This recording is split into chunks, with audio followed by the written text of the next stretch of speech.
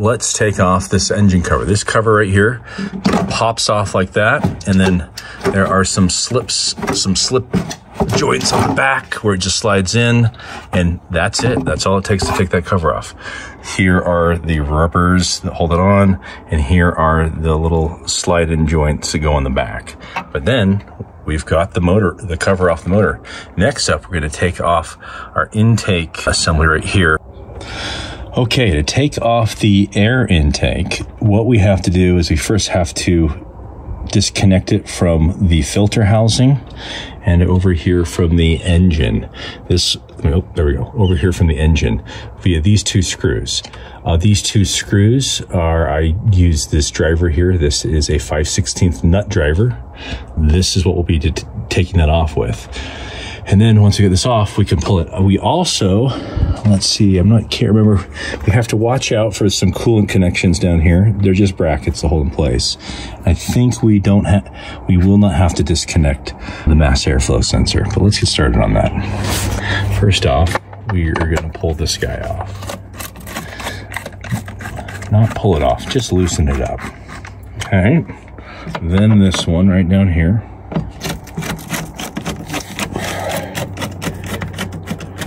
All right. Now we also have a PCV valve right here that needs to be disconnected. And I think this guy just pulls out. Let's see. Yep, there we go. PCV just pulls out, tuck that away. Okay, everybody, I have disconnected this clip down here on our upper coolant hose, radiator hose. Disconnected this and also disconnected this. Now we should just be able to pull the intake assembly right off the top of the engine like this. And there we go.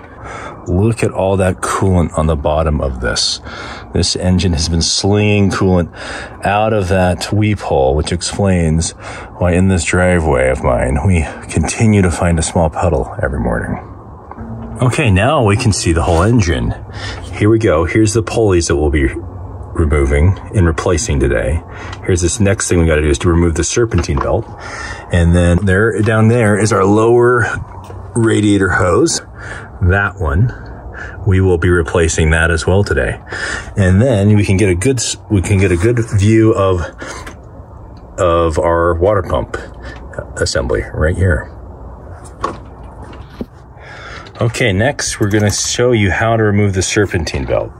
Now, it is not, how do we say this? It's not overly complex, but what you need to know is there's a spring-loaded mechanism right here. That spring-loaded mechanism needs to be compressed so the tension can come out of the belt and we can slip it off of this. So what I'm going to do is I put a ratchet with a 15mm socket on it to the tightening or right-hand position. And then what this will do is this will let me, if you watch, see the whole pulley moves to the side? The tension is now off. We can then remove the belt off the pulley, release the tension right there. You can see now all of the tension is off the belt and the whole belt will come right off the front of the engine. Super simple and just a little step we got to do before we can get to the water pump. Okay, now before I go any further on this, I want to show you what we're going to be doing. Now we can remove the pulley right here off the front of the engine. So just our idling pulley. Break that loose. And then over here, remove the pulley off of the tensioner. And they both easily go in reverse rotation. Okay, we have to take the tensioner pulley off as well. The tensioner pulley is mounted to a boss right behind the water pump, and it just makes this whole thing easier because that boss is cast right into the water pump. And so it's got to come off anyways. And so it's easy to do it right now while it's still in the engine. Also notice I have put on gloves. We are starting to get dirty now. And in a moment, we'll have to drain the coolant. And I always like to keep my hands protected when things get dirty. So let's keep working and we will take off this tensioner pulley.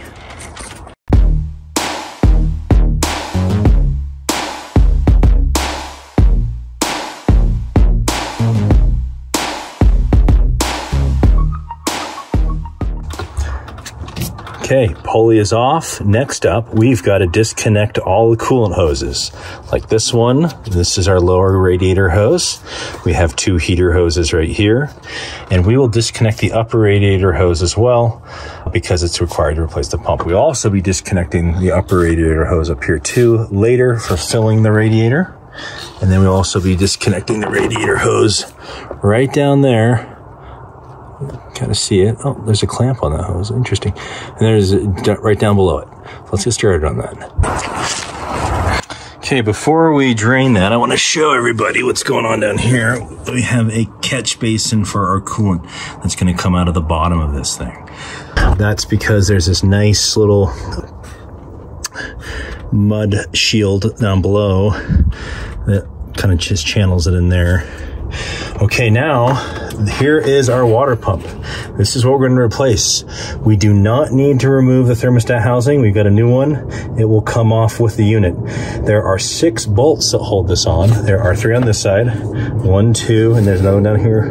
3. And then on this side, there is 3 more. 1, 2, and there's a 3rd one under there. 6. All we have to do next is take out those 6 bolts and our whole water pump will come right off.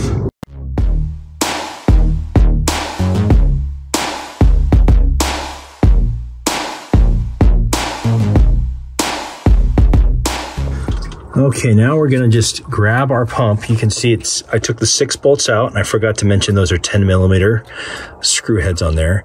And what we have next is here's where the pump mounts to the block, and there's some gaskets in there. We'll need to clean that off as well, but that's it. Just take those out, and the pump comes out like that.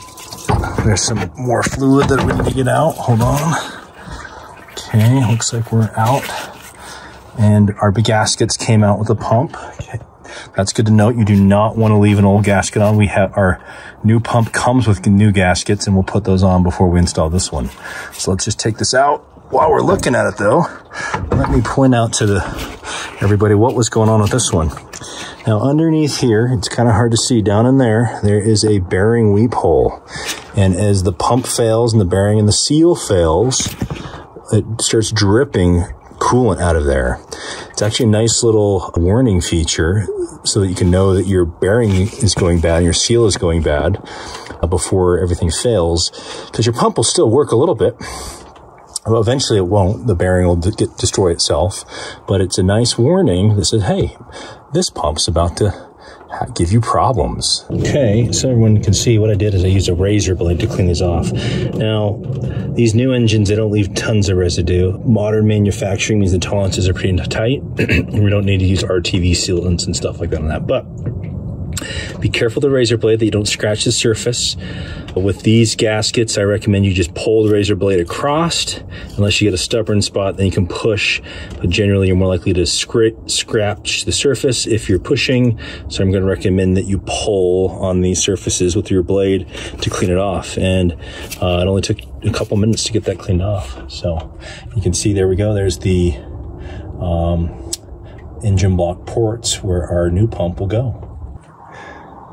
New pump ready to go, and 2 new gaskets.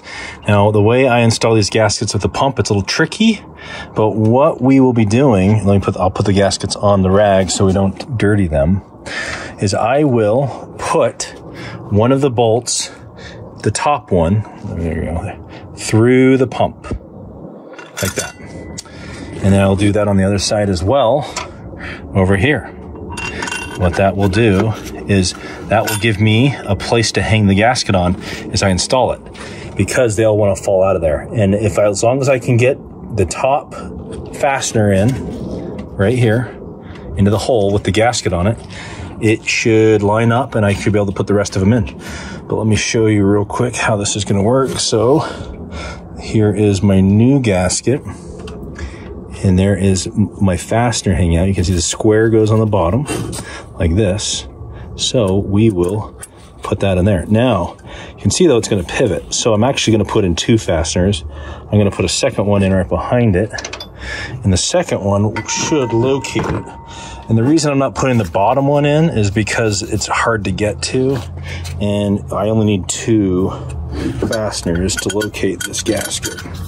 And there we go. Now with the 2 fasteners, the gasket's in place and ready to be installed in the engine. Let's do it.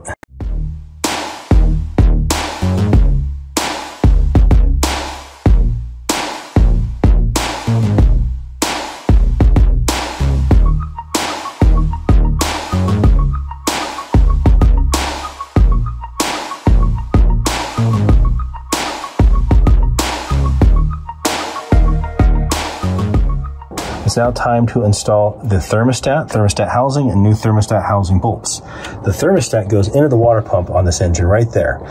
Pretty easy to install. What we will do is put a little bit of coolant on these rubber seals before we install them, and then we have the 2 new fasteners that go in that will hold that down. Those are going to be torqued down to around 10 to 12 foot-pounds. We have this rubber gasket, so we once again be cautious of the torque that you're applying on the fastener for creating a seal. I don't know that 10 to 12 is exactly what GM has specified. That's just what I know from these size bolts. One last thing, when we install this, that is a air rattle valve. Those are always installed in the upward direction because that is where air will want to escape. So when we install that, that rattle valve will be facing, let me see, upwards at the 12 o'clock position. Okay, so we are going to put this new low radiator hose in. And one of the things that we are doing in this process is we're reusing the old radiator hose spring clamps. Now, a lot of people get fussy about these. They say they're hard to work with and difficult. The fact is that removing them, that can be true sometimes. I chose to use lockjaw pliers. There is actually a special tool designed just for opening these up that can be bought online for about $30. But I don't have that tool, and I had these around. And so make do. But what's fabulous about these is when you're done with them, you can see the locking feature right there. You collapse, you open the spring up till the locking feature grabs onto that right there. Let's see if we can get a better picture of that. And it holds the spring open, the spring clamp open. And what we can do is then we can install the spring clamp on both ends of this, and then install the hose onto the radiator and the water pump. And then when we have everything located in place with pretty much just a screwdriver or just a small compression with another pair of pliers, these clamps will pop into place and provide a much more reliable seal than most screw style hose clamps do. So let's go ahead and do that. So I am going to reach down there and pop that clamp with this wrench, and it should go ahead, if I can see what I'm doing.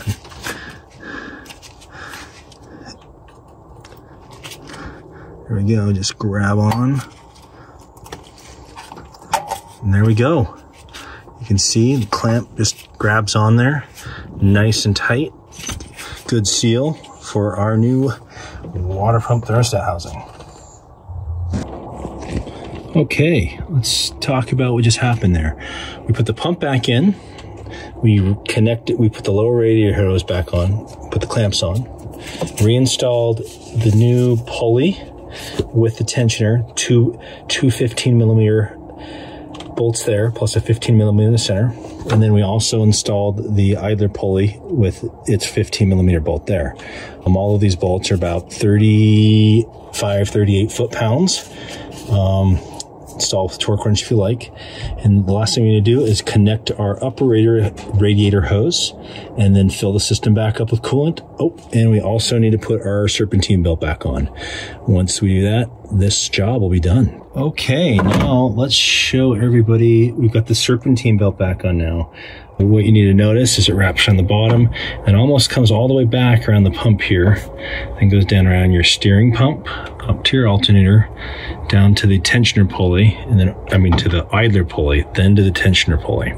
Whenever you put the belt on, important thing to remember is the flat side of the belt always contacts a flat pulley, and the rib side of the belt, which you can see it right there, always contacts a ribbed pulley. So there's ribs right there. So you can see if you flip it over, there's ribs contacting ribs, flats on flat. And that is how you get your serpentine belt back on. Your tip This right here is how you loosen and tighten it when you put that belt back on. By just pulling it that way, you can see how the whole thing goes slack. That's the last pulley you're gonna put on, and you need to push it all the way down so it goes slack when you put it on. Okay, now that we got this on, I wanna show you what we're gonna do here. We're actually gonna fill the radiator and system through the upper radiator hose. Now, honestly, I should have replaced this. It's looking a little beat up here on the end, but we are not going to today. We'll do that another day. Unlike when we traditionally fill a radiator from the top, we will fill the radiator like this. And so you'll put this hose up right here and use that as your fill. When it's full, you're gonna reconnect it right down here on the upper radiator hose spot. And that will take care of it. Now, you will also need to fill the reservoir over here because the system will burp itself over the next couple cycles between heating and cooling, because there will still be a little air in the system, and the system will purge that by itself. Keep an eye on that tank and those marks on the side. The marks are right here. Make sure that those marks are where they should be in the morning before you drive it. At first, the hot mark will be incorrect, and it will change after you drive it. You will notice the change most drastically in the morning when your engine is cool. That is the time when it purges the air and pulls in more fluid or more coolant. So we will fill it through this, and after that, we just put this back on right here with our hose clamp, put the intake plenum on, and put the cover on, and we will be done with this job. Okay, everyone, here we are, all done. Look at this thing running, it's just purring now. Brand new water pump, brand new pulleys, all the noise from our squeaky pulleys and all the